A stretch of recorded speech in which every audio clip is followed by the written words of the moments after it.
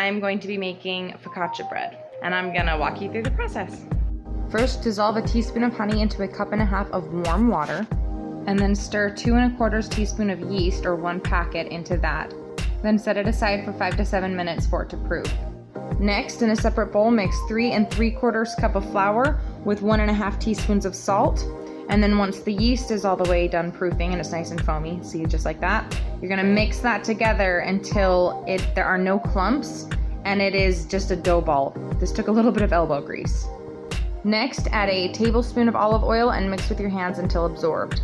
Cover with plastic and let rise for 30 minutes. Once the dough is rested, you are going to use the stretch and fold method. What you're gonna do is carefully stretch the dough like this, being careful not to let it break, and then fold it over in on itself. Turn the bowl just to 90 degrees and do that until you've gone all the way around. Cover it again and let it rest for another 30 minutes. You're gonna do this a total of 4 times, but after the 3rd one and before the 4th one, go ahead and put a generous amount of olive oil into the bottom of the pan of your choosing. Definitely something big enough to handle a lot of dough.